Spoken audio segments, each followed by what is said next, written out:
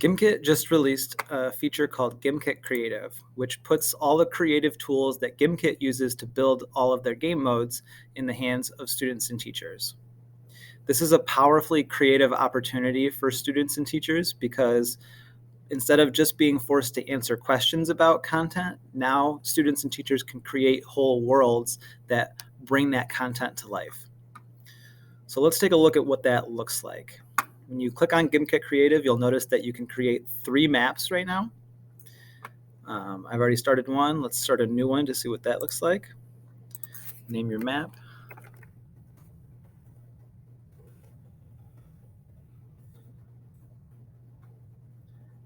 And create your world, and it will load you into the world building platform. All right, so I'm loaded in and I'm kind of just in this blank space, just a bunch of flat grass. Notice that I have options in each corner of my screen. I have a play button, which will let me play test my game. I have an addition button, which is where all the elements of my game live. So anything I want to bring into my game, I can find under this add button. I have a layers button and an eraser, and I have some game-wide options that I can adjust. So let's start with our options. We have options for the map, options for editing, permissions if you're going to create a world collaboratively, and an option to save your game, even though it does save automatically. Let's look at the map options first. So we can change the whole look of the ground or the terrain in the game. We could change it to concrete, we could change it to disco, whatever we want. And that will change everything in the game. We can also do that on a block by block basis using the terrain button, but this is a fast and easy way to change everything. We can turn on or off a game clock. We can set up what teams will be like when players play this game. All kinds of options to control how teams work in the game. Set maximum health and shield and all of these things that control how a player starts in the game. Decide how scoring will work in the game. You can include a leaderboard or turn it off. The kind of score that you'll be using if they're collecting some kind of resource. So this is the resource that they might be choosing to collect. Usually it's cash, but you could maybe make your game all about collecting blue keys and hiding them around the map and creating interesting behaviors that the students have to perform in order to find them. There's all kinds of creative opportunities and ways that you could go with your game. Editing options, we can control player collision, player speed, how fast they move when they're editing the game. The grid snap is a helpful tool when you're placing items in your game. It kind of helps you align them more easily, and you can even turn on a grid that you can see. Zone device displays, so you can kind of just see the border if you create zones in your game. And the memory bar is interesting because instead of creating like borders around your game to show you how big out it can be built, they give you a certain amount of memory per game. So if you turn on the memory bar, it will show you at the top of your screen how much memory you're using as you build your game. Permissions, so if you're having people help you build your world, if you're building collaboratively, the owner can control if people can add things, if people can remove things, if people can edit things that are already in the game, and then if people are allowed to create and edit with the code blocks that are available in some of the items in this game building platform. All right, so let's look at the things that we can put in our game. We have 4 options. We have terrain, props, devices, and wires. Terrain is where you build the floor and walls of your map. So again, I changed the entire floor of my map to this boardwalk style, but I could go in and say, I want my floor for a certain part to be concrete. Maybe if I'm building like sidewalks or something like that. And then if I want to make it something that my player can't walk through when they're playing, I can change that terrain type to a wall, and that will act as a barrier to them. So I could create rooms that require certain actions in order to access, things like that. So I'll build a wall right here.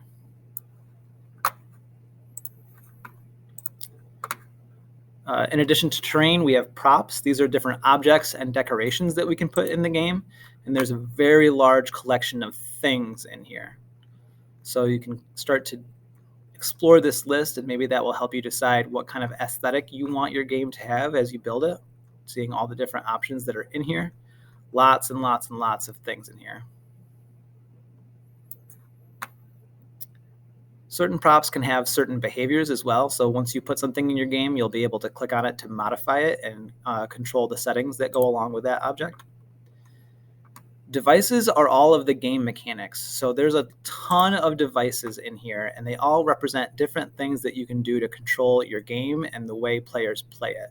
So this is a really interesting opportunity for students to explore systems design and think about their game as a system and all the different ins and outs that make it fun and replayable.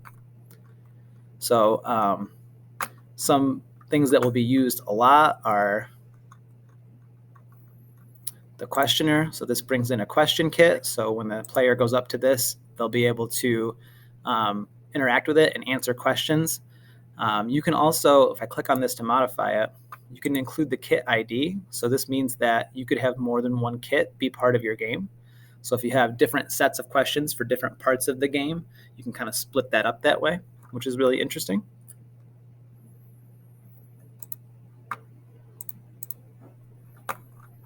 Some other interesting devices in here. You could do item granters, spawners, set up laser beams, control what actions take place when a life cycle event occurs, require a player to have a certain item in order to move around, all kinds of really, really interesting things. Team switchers, teleporters, vending machines full of items. There's tons of different devices in here that can control how the game is played and how players interact with it. So devices and objects are connected by wires. So once I click on the wire, you'll notice it takes me back to my screen. And anything I can connect with the wire, I'll see this green dot hovering over it. So let me back up and add a device. Let's say a button. I'll put the button, maybe the button is on this side of the wall, and I'll move this to the other side of the wall. Let me move over a little bit. So maybe there's a scenario where you can't reach that questioner, but I could reach the button. And so if I connect those with wires, boom and boom, there we go. It gives me options for what I can do here. So activate button. The way I set it up so that it started with the question, now it's saying, okay, if the question's answered correctly, it'll activate the button or deactivate the button. So let me actually change that. We go button first and then controller. When the button is pressed, I can open the question answering screen, close the question answering screen, enable questioner, disable questioner, run a wire pulse block. So all kinds of different things I can do. Let's just say opening the question answer screen. So now if I play test this, I can go up to it and interact with this button. That's going to open the questionnaire because that's what I coded it to do. So that could be an interesting game mechanic, especially if you set up areas that only one person can be in at a time, and it'll require players to play the game collaboratively. Maybe one person opens the questionnaire or one person hits the button to open a new area of the game. So the creative possibilities for this game are pretty endless, and I think there's going to be some really awesome game modes that come into existence because of these tools being released to all players, students, and teachers.